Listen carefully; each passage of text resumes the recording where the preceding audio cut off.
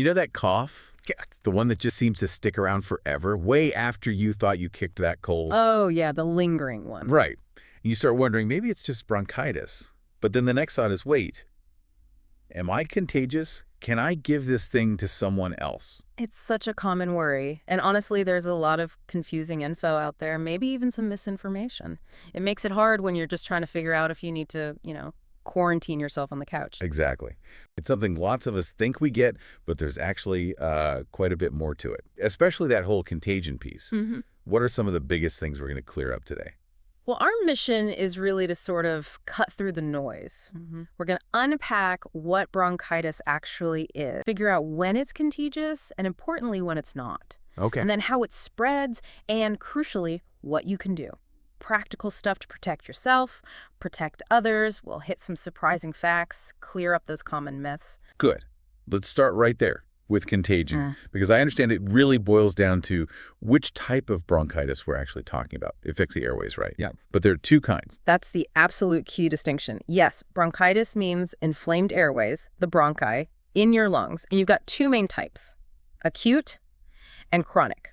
Okay. So chronic bronchitis, that's a long-term thing. It's part of COPD, chronic obstructive pulmonary disease. Symptoms are persistent, or they keep coming back. But here's the crucial point for contagion. Chronic bronchitis is not caused by an infection. So it is not contagious. Okay, that's huge right away. So if someone has that persistent smoker's cough, for example, that's chronic. You can't catch that from them. Precisely. No need to worry about catching that type of cough. But then you have acute bronchitis. And that one plays by different rules, I take it. Completely. Yeah. Acute bronchitis usually pops up because of a viral infection. Think about the viruses that cause the common cold or the flu, like influenza, rhinovirus, adenovirus, even some coronaviruses. Since these viruses are the root cause, well, acute bronchitis is often highly contagious. So is it the inflammation itself that spreads, or is it the bug behind it? I know Dr. Fernando Holguin had some thoughts on this. He did, and it's a really important clarification. Acute bronchitis is the inflammation of those bronchial tubes, but the inflammation itself isn't what you pass on. Okay. What's contagious are the viruses that triggered that inflammation in the first place. Like Dr. Holguin says, most respiratory viruses are highly contagious. You're not catching bronchitis technically, you're catching the virus causing the bronchitis. Got it. That makes sense. So these little viral troublemakers, Yeah. how do they actually travel from person A to person B? Well, the main way probably won't surprise you. It links directly to that main symptom, the cough. Right. When someone with acute bronchitis coughs or sneezes, or honestly even just talks, they expel tiny little droplets of saliva or mucus. Okay. And those droplets are carrying the virus. They go into the air. So you can just breathe them in. You can breathe them in, that's one way. Or the droplets land on surfaces, think doorknobs, phones, countertops. You touch that surface, then you touch your eyes, nose, or mouth. And bam, the virus has a way in. Which is why hand washing is always hammered home. Always. Yeah. It's a surprisingly effective barrier. Okay, so you've caught it. You're feeling rough. The big question then is, how long am I a walking biohazard? When is it safe to, rejoin society? Right. Well, it varies. Depends on the specific virus, how bad your symptoms are, your general health. But the CDC gives some pretty good guidelines. Okay. For a typical cold virus causing it, you're likely most contagious in the first 2 to 3 days. If it's influenza, the flu, it's usually within the first 3 days after your symptoms start. So right at the beginning, basically, when you feel the worst. Pretty much. Yeah. And the CDC actually recommends staying home from work or school for at least 24 hours after your fever is gone. Okay. Without using fever-reducing meds like Tylenol or ibuprofen, that's the key part. The fever has to be gone on its own. Gotcha. What if it's one of those rarer bacterial cases? Right. Bacterial bronchitis is less common, but if that's what it is and you get put on antibiotics, you're generally considered not contagious after you've been on the medication for a full 24 hours. Okay, and that brings us neatly to antibiotics. Because most acute bronchitis is viral. The vast majority, yes. So asking your doctor for antibiotics is usually not the right move. It's almost always pointless and actually counterproductive. Antibiotics target bacteria.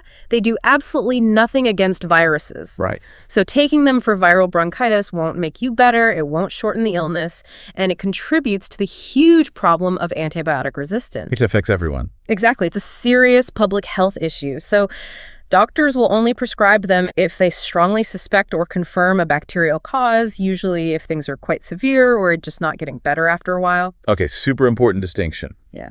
Now, what about babies? Is bronchitis the same deal for them?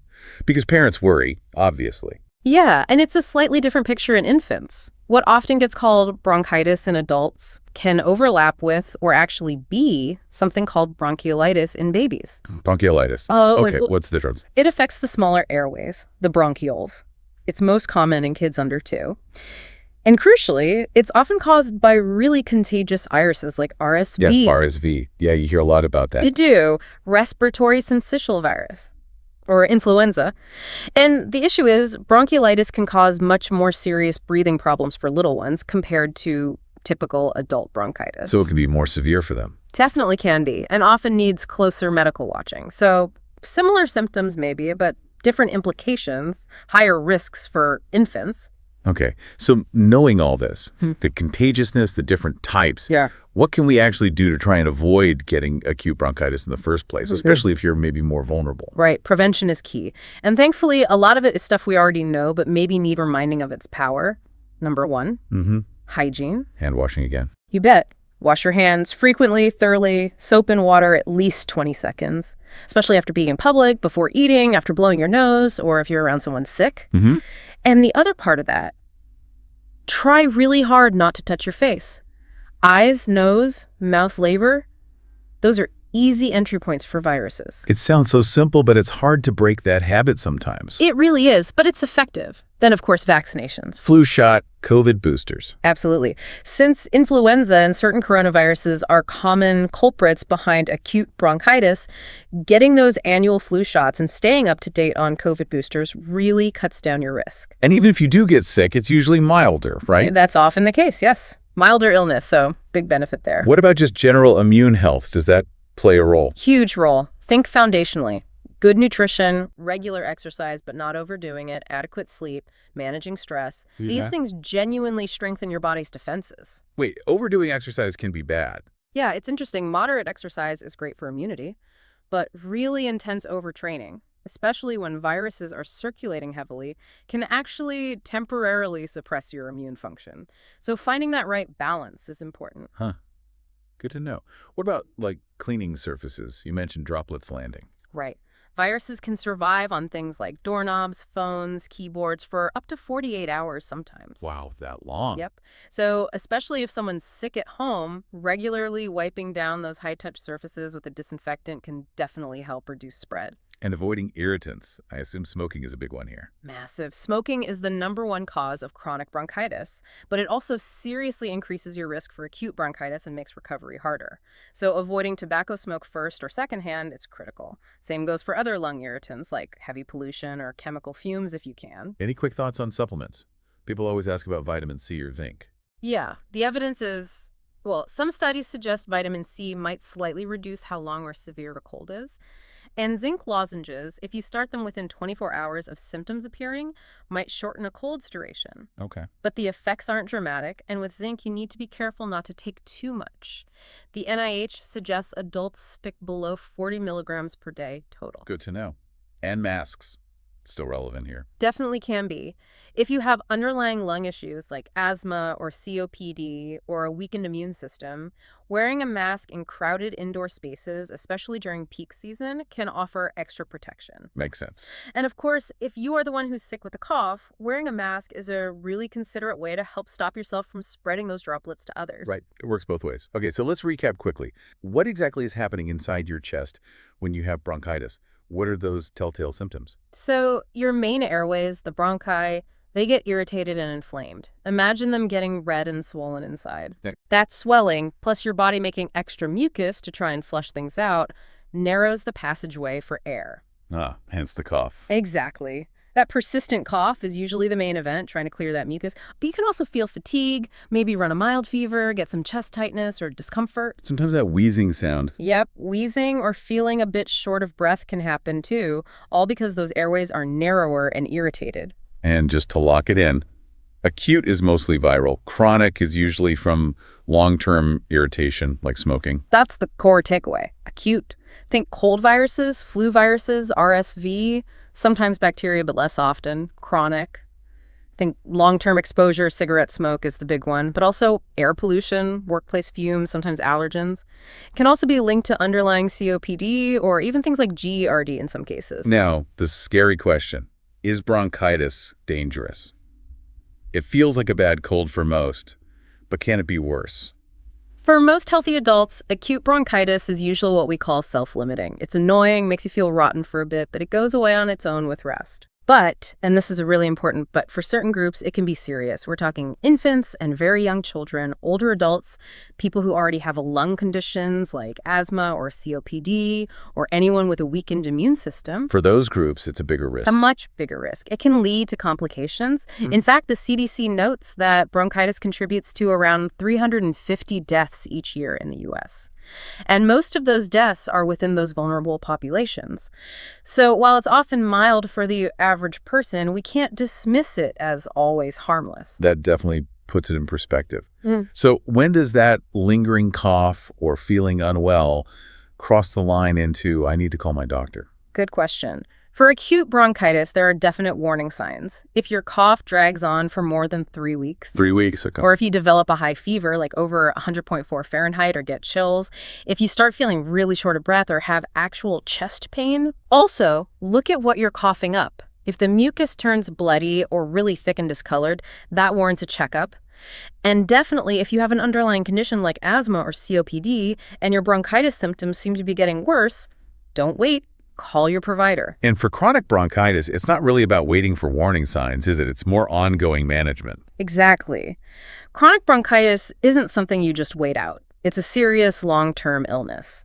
It needs regular medical care and management to control symptoms, maintain lung function as much as possible, and prevent flare-ups. Left unmanaged, it really impacts quality of life and can shorten lifespan. Okay. Another connection people worry about, pneumonia. Can bronchitis turn into pneumonia? Yes, it can. They're distinct illnesses. Bronchitis is inflammation of the airways. Pneumonia is an infection in the air sacs of the lungs.